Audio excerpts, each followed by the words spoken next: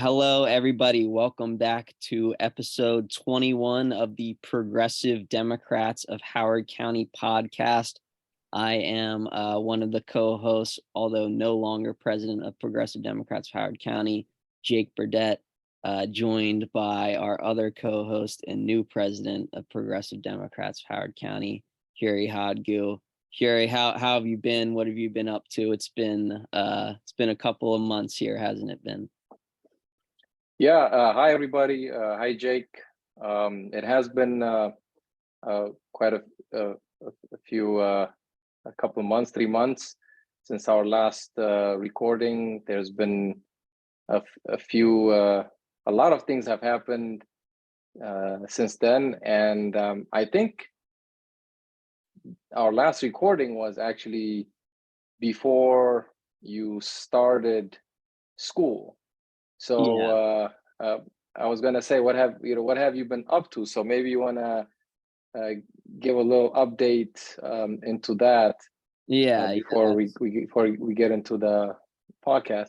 Yeah, that is one of the reasons that we've been gone is starting in kind of late August. I started law school at the University of Baltimore, so that will keep me pretty busy for the next 3 years or so, although time's flying. I'm already almost done my first semester. In fact, my very first final of law school is next Monday, 1 week from today. So it's final season. I'm study, get all my stuff together. So that has kept me busy, although admittedly we can't blame it all on that because again, that was late August, and our last episode I think was a primary election result. But we were also working on Joan Pontius's campaign for the 5th district and county council, District 5 in Howard County, and came just this close to winning. She got just under 48%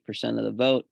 Was more of the vote than any Democrat has ever gotten in that race. And David Youngman now remains as the last sitting Republican in Howard County. So yes, there's been a lot since the last episode here, for sure. Well, I would argue that even though he's the last sitting Republican by party, there are 3 other I wouldn't call them traditional Democrats, 3 corporate Democrats that join him on his pro-developer agenda, on a lot that have joined him on his pro-developer agenda the last 4 years. So he's in good company. So he's not alone there. Yeah, no, he's definitely got more power than somebody might guess. In fact, a fellow activist friend in Frederick County, where they just had a Democrat county executive defeat Republican candidate in a very close. But a friend from Frederick messaged me and was like, "Congrats on helping out with the blue wave in Howard County." And I said, "Oh, thanks, I appreciate that." But unfortunately, the most important seat that we needed to win, which was Joan Pontius's seat, we did not win because, like you said, even though we got 5 council members, 4 Democrats, 2 of them are more corporate conservative Democrats that vote like a Republican. So David Youngman, the one Republican, ends up being the swing vote on the county council, deciding whether the grassroots council members and Liz Walsh and Deb Young are going to win, or whether Opal Jones and Christiana Rigby and Calvin Ball will win. So David Youngman continues to arguably maybe be the most powerful member on the county council, but we'll see. Again, 48% of the vote for Joan Pontius was very close as a first-time candidate. So we'll see if he can, if he runs again in 4 years, and if he can withstand a challenger in 4 years. Yeah, I think I'm definitely. I was very happy to see the improvement in District 5, and I was happy to see a lot of the grassroots work there. So if if our viewers paid attention when the last time I spoke just now, I used a certain tone to talk about some of the establishment corporate Democrats, and it was intentional, because it sort of serves to introduce what this podcast is about. My tone was not, I wouldn't describe it as diplomatic. It's not intended to placate the people that I was talking about. It's intended to describe them exactly for who they are, so that a voter who doesn't know, who doesn't pay attention to local issues, which I think many people don't, because our lives are, we have busy lives. For that voter, they need to know exactly who they are dealing with if they are represented by them. I would not be doing them a disservice if I covered for them and said, oh, these are, nice Democrats, and I'm so happy that they won, because they're just a continuation, right? So I would wanna be true to that fact, and so there are not a lot of people who in Howard County who are willing to say these things, and the two people who've been willing to say these things on a consistent basis are on this podcast. And in Howard County, the people who say who use those tones and ways to describe people, they're called what, Jake? Lightning rod.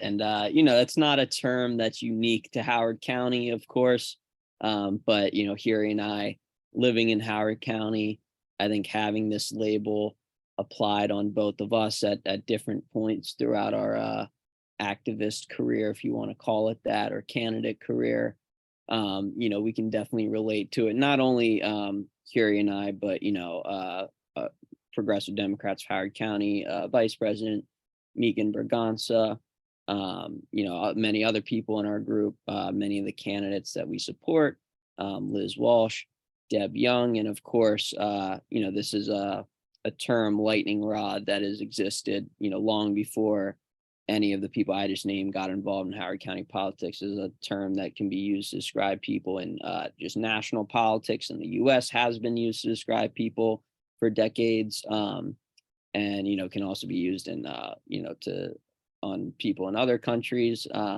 So we want to talk about what does that term mean? What does it mean to be a lightning rod?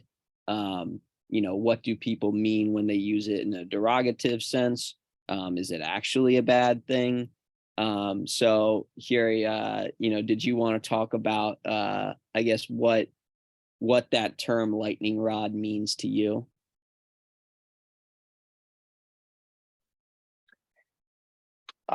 Actually, I did not hear of that term until someone used it to describe me. They used it, and they said, that he's a lightning rod, and I didn't realize that's what I was. And I think so. I would say I would describe it in two ways. First of all, what does a lightning, what does someone that's considered a lightning rod do? What they do is, I don't think they're concerned about, we've talked about this in Howard County. There's a power structure, and that power structure wants the people who operate within that power structure to behave in a certain way. And if you want to behave in a certain, if you want to be in that power structure, you have to behave in a certain way. You have to espouse the thinking and the philosophy and whatever groupthink that's going on. You have to espouse all those things. And what a lightning rod does is decline to participate in that, I would say, circus. So if there is something that they disagree with, they're going to speak out, regardless of what it means to that power structure. And they're going to make people who are in power, they're going to try and make them uncomfortable. And what this, the power structure uses the term lightning rod to sort of dismiss the input or the viewpoint of that individual, by attributing their views to some sort of individual behavior or whatever it may be. Just, that's just how they that's just how they talk, or that's just how they are, rather than they're distracting. It's a way to distract from the substance of the point that the person is making, and it's a very convenient way of dismissing the point that they're making. Mind you, if that person is, in fact, I can think of one lightning rod in the 2018 primaries. Jansen Evelyn, he was a lightning rod, but that lightning rod benefited the power structure, and so that it wasn't the behavior. I mean, there were a lot of other problems, but in the way that he spoke and in the way that he said things, he was a lightning rod, and he that's not the treatment that he received. So I don't know. I mean, those are the things that I think about when I, with that term. Yeah, I think, the point that Hiruy's making is that, lightning rod, it can be used as like a derogatory label to place on somebody, but it's kind of a neutral term in and of itself, and it can be used for, positive or negative purposes. And sort of what lightning rod means to me, or what it means when you describe somebody as a lightning rod, is, I actually just looked up the definition of a lightning rod, not the label of describing somebody as a lightning rod, but the object itself.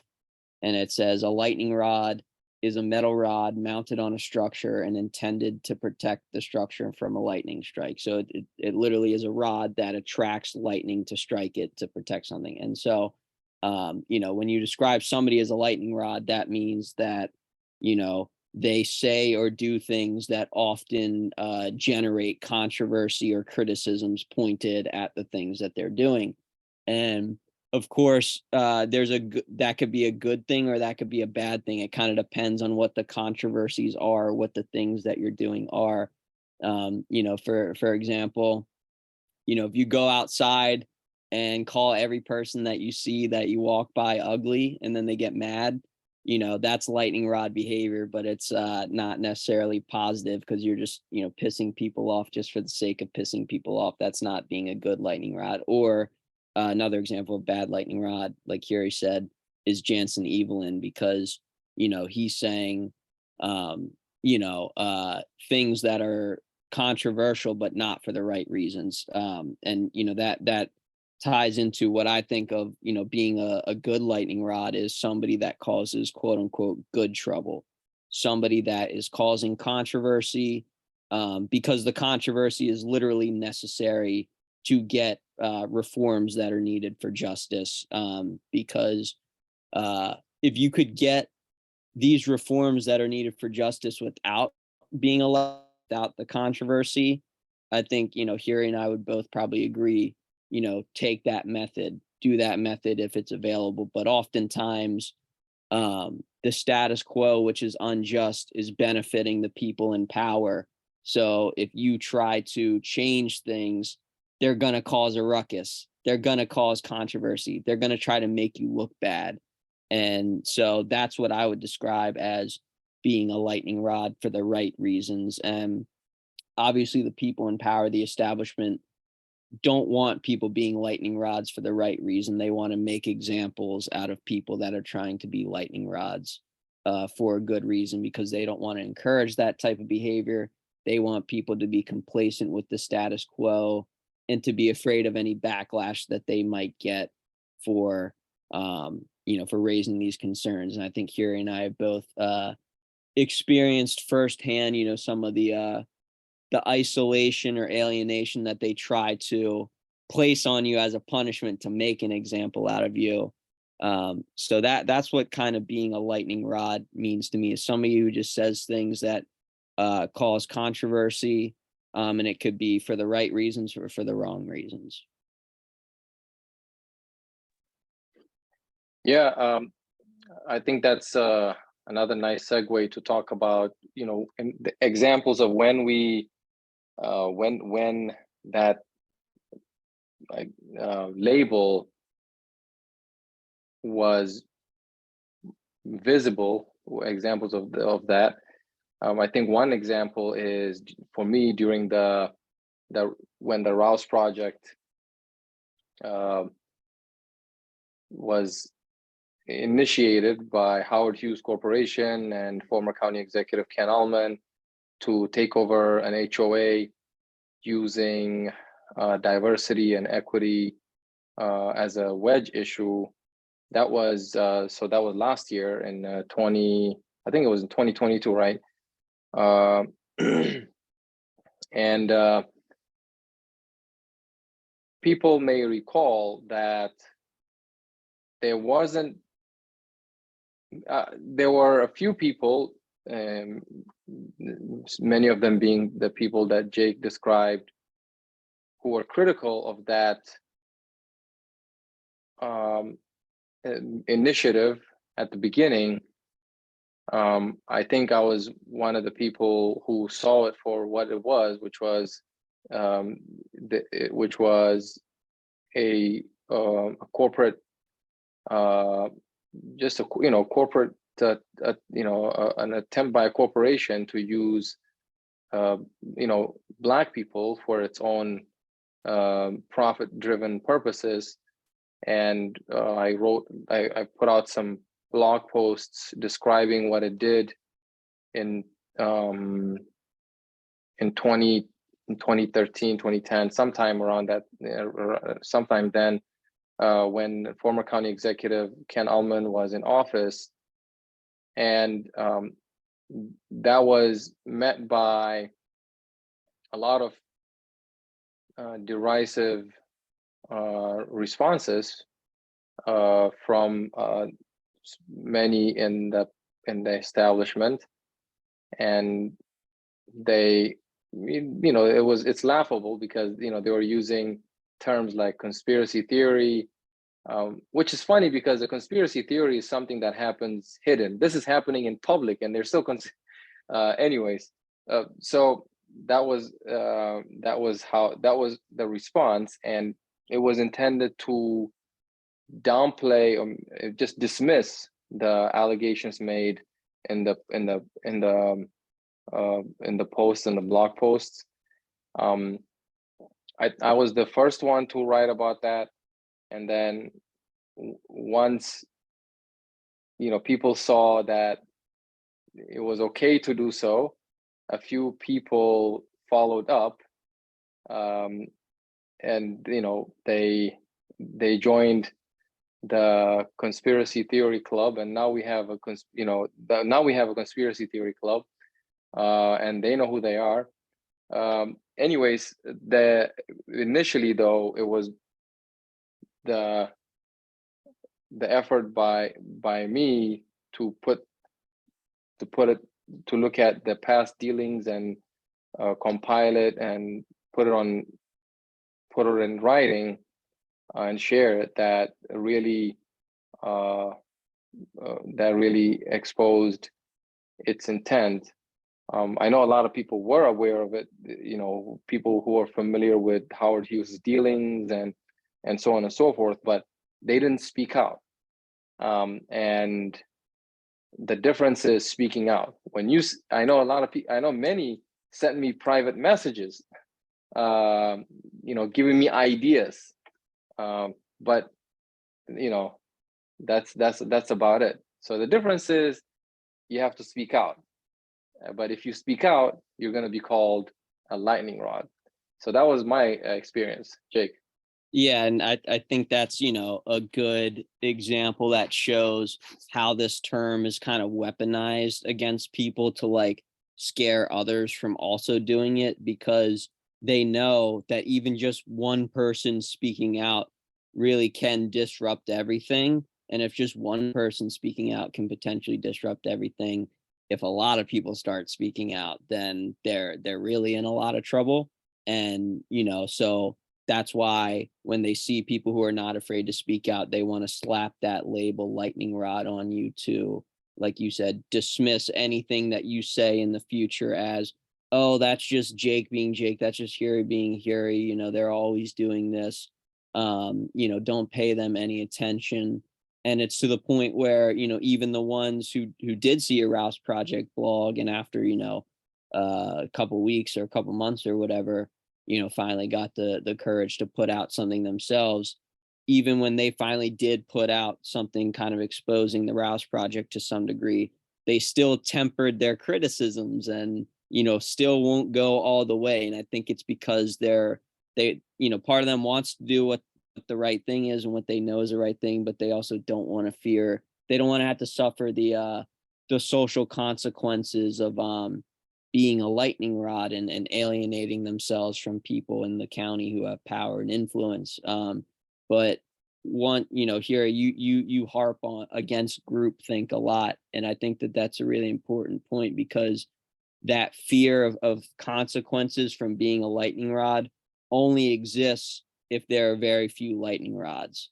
You know, being a lightning rod is kind of relative to what everybody else is doing. So if the thing, the quote unquote controversial behavior that makes somebody a lightning rod becomes the norm and common sense, suddenly it's not really, you're not really a lightning rod anymore. And then suddenly it's a lot harder for the elected officials and people in power to dismiss these, you know, needed criticisms. So I think, you know, Hiru's example is a good one. Sometimes I guess where somebody could say I've been a lightning rod, and where I think it's actually, you know, led to beneficial outcomes is when I was president of Columbia Democratic Club, trying to push for, again, what I think were just common sense, you know, really human rights at the end of the day, trying to get our county to end our contract with ICE, where there are serious human rights abuses going on. And despite this, you know, we had, you know, our county executive, Calvin Ball, and some other elected officials did not want to end the ICE contract. And even though, you know, I knew it was the right thing to do, and I felt like even a majority of the Columbia Democratic Club membership supported it, you know, there's pressure on me from people, you know, attached to those elected officials who did not want us advocating to end the ICE contract, because they knew if we did do that, it could actually, you know, move the scale towards that in terms of popular sentiment. And so there's pressure for me not to do that. And although, you know, there's pressure on myself to do the right thing, in reality, if I didn't advocate for the ICE contract, there probably wasn't really going to be any consequences for me personally anyway. So the easier thing to do for me personally would have been to just take the route of less resistance and not advocate for the ICE contract, not be the lightning rod. Maybe I'd still get reelected the Columbia Democratic Club president the next year. Maybe the establishment would still have my back and boost me to run for some office in the future or something like that. But I decided to be a lightning rod instead, and to advocate with the club to end the ICE contract. And I did suffer the personal consequences for it. I did not get reelected, and it started this whole war, which led to the founding of this great group, Progressive Democrats of Howard County. But at the same time, and most importantly, what being a lightning rod led to was me speaking up, even though I suffered some personal consequences for it. It did put pressure on some of the other Democratic clubs to take a stance to end the ICE contract. And it did put pressure on our local state delegation and our local elected officials to favor ending the ICE contract. And if you ask people in the Howard County Immigration Coalition who organize around that, do they think that the ICE contract would have gotten ended without Columbia Democratic clubs rolling it?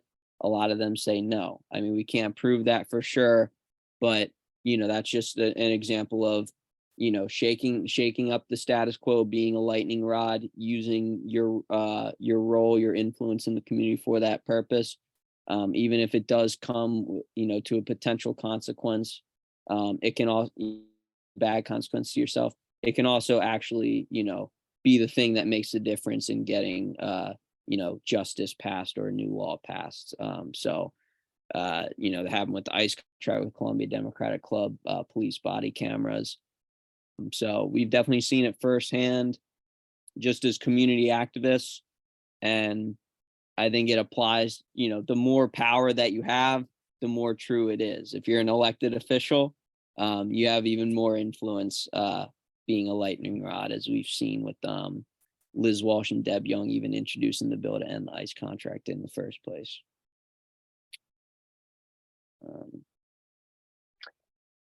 Yeah, I would argue that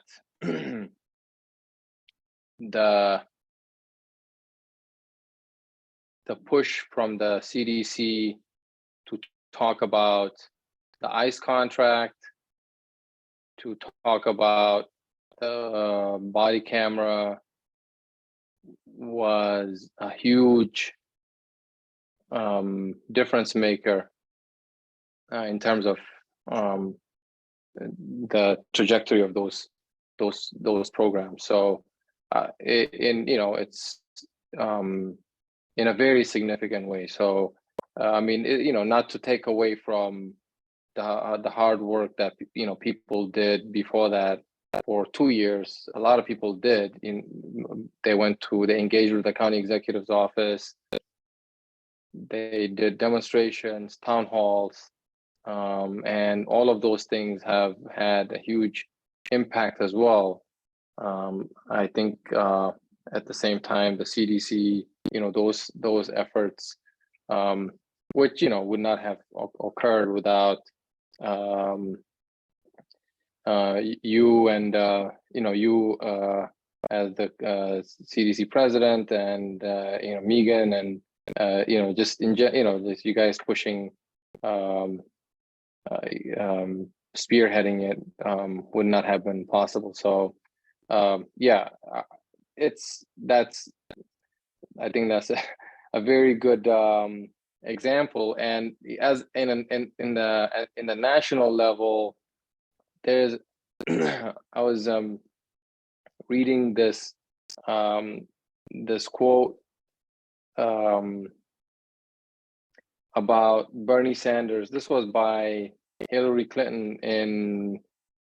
She gave this quote in January of 2020. I think this it was after the elections. I think no, before the elections. So there was she had a documentary about her campaign or something, and in that documentary she says, quote, "He was in Congress for years." This is Bernie Sanders. So Hillary Clinton saying he was in Congress for years. He had one senator support him. Nobody likes him. Nobody wants to work with him. He got nothing done. So there are a lot of problems. There are a lot of issues with this quote. from the basic level of just the fact that she's saying these things about someone she once publicly said, he's a great guy, to gain his supporters, um, and then to turn around and say this. Anyways, the main thing though is I believe her when she says nobody wanted to work with him when he was in Congress or when he in the Senate. And Bernie Sanders, is not someone who compromises his principles. He's shown that he's capable of collaborating and coming up with ideas, working with people, but he's also shown consistently that he only works for the people. And I think the other senators, many of the other senators are unwilling to work with that because it would mean pissing off their campaign, that their donors to help people, and so that's not going to work. So the only way that they can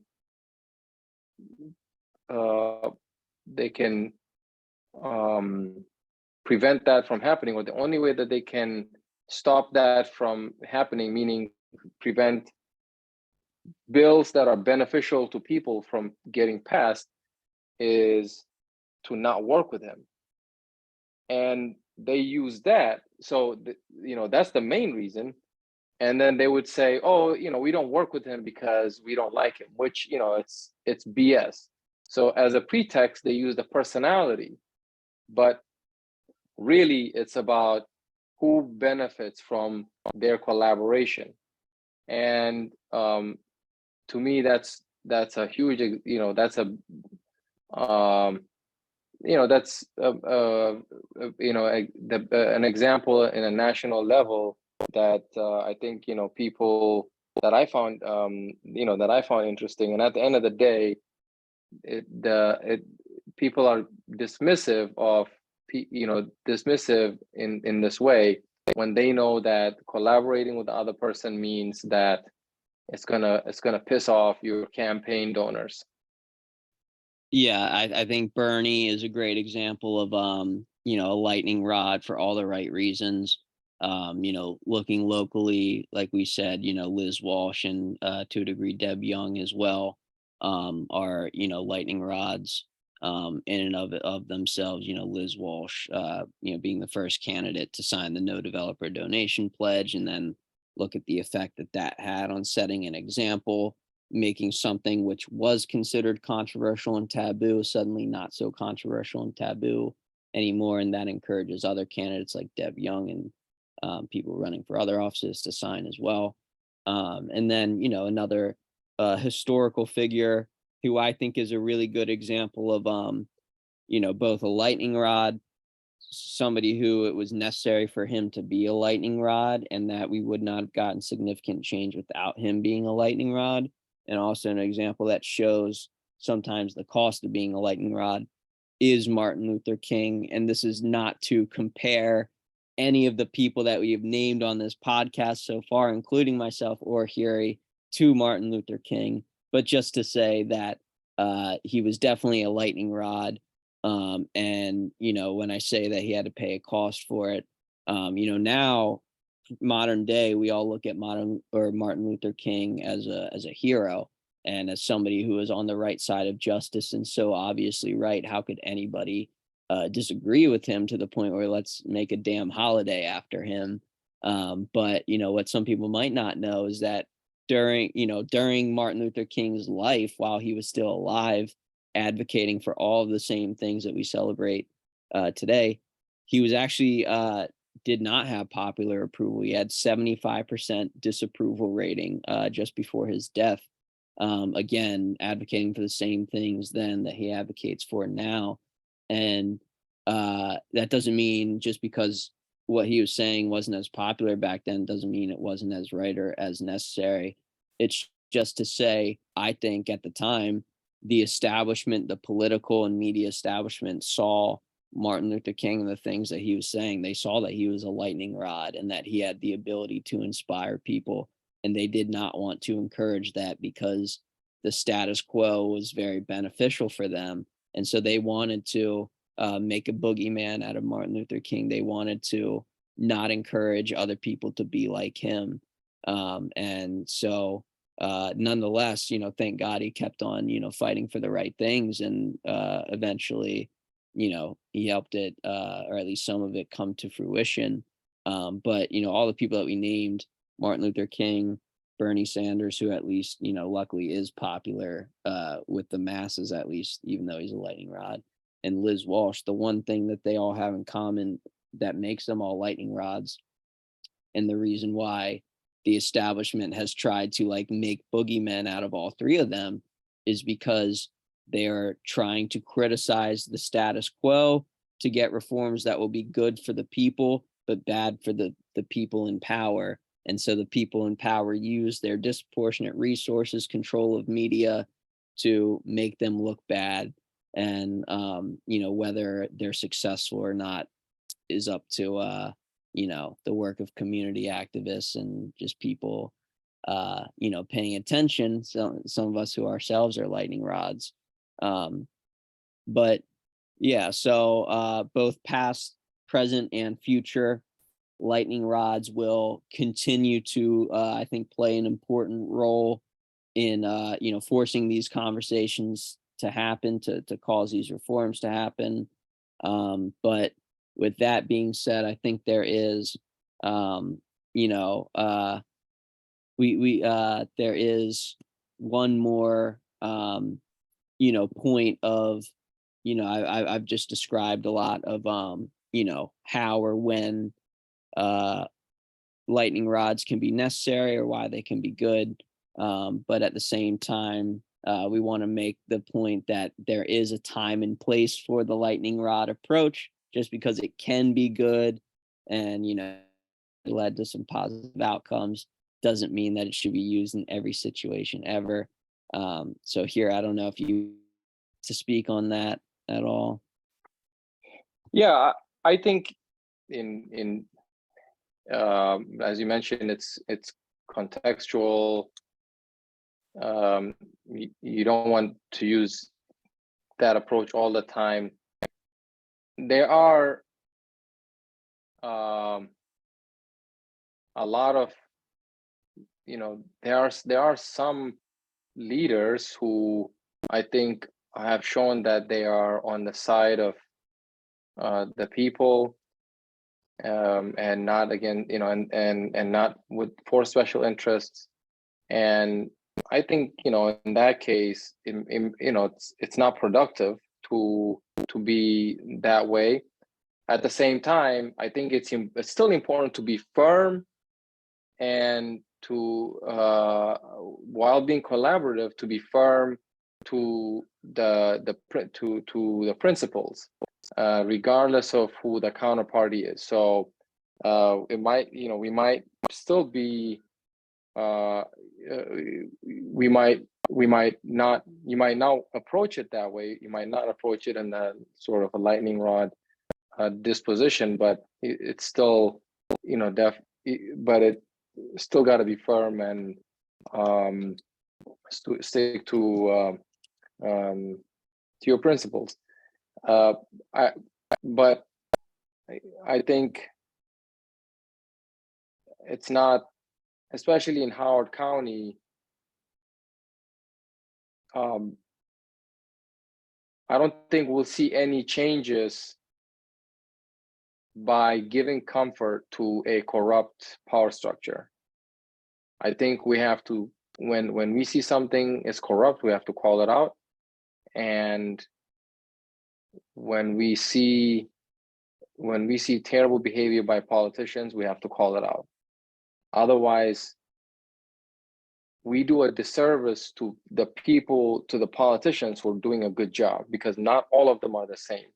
So we need to be fair to them, to those people, and it would be an injustice to their hard work to just describe in generalities how certain bad things are being done by certain people. Be very specific and say who is doing what, and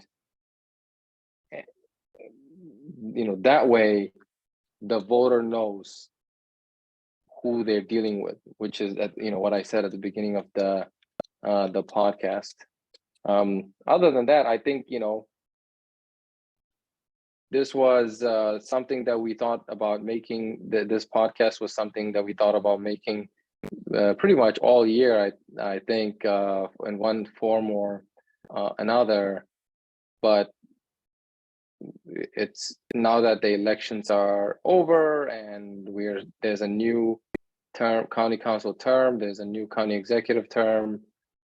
There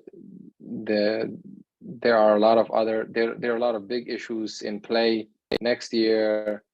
We definitely thought that it was worth putting out there as soon as possible, just so that we can share our perspective and our own experiences. So I'm happy that we got to do that, Jake. Yeah, no, absolutely. I mean, to kind of close out, I think, when the lightning rod approach can be good and helpful and necessary is, I think it like the plan of last resort, as in only way to get the change that you think is needed. So if you can, again, take another path that causes less tension and less controversy to get that goal, I think you should probably take that goal. But it can be particularly hard to get any sort of positive reform for the people if the people are in the minority in power at the moment, because that means the majority in power, which is not good for the people, are benefiting from the status quo. And so any attempts to change the status quo, they're going to fight against it. And that is now in Howard County, is because Joan Pontius lost her county council race, unfortunately, as we mentioned at the top of the episode. The developers and the corporations still have a majority on the county council. There's still a corporate county executive. So the balance of power is not in favor of the people right now. So that means we have to try to flip that balance of power. And without being in the majority, it can be very hard to do that without being a lightning rod, without saying some uncomfortable truths and making some uncomfortable criticisms that need to be made of the majority of the people in power making the decisions. And if only they didn't swing back hard when you do that, but they always do swing back hard. And that's what, makes you a quote unquote lightning rod. But at the same time, doesn't mean that we should run from the label. It is necessary at times. And the more of us that there are, the easier it gets, the better chance we have of winning. And that's the goal, is make the things that are controversial conventional wisdom. And then we cease to be lightning rods. And then people against us become the lightning rods. So, yeah, sorry everybody for the long episode there. Hopefully we can get another one at least before the end of the year. That's about all I had. Hiruy, any last words? Nope, that's about all I had too, Jake. I think we definitely need to have one more before the end of the year. So we'll commit to that, and you always have the website and social media info on deck. So could you mention that, and then we can close out? Yeah. So everybody wish me luck on finals next week, and tune in with future podcast episodes, and also just what the club's doing in general. If you want to subscribe to our email list, become a dues paying member, follow us on social media. You can go check out our link tree. It's got all those links and more. linktr.ee/HOCO Progressives. Goodbye, everybody, and see you for episode 22 for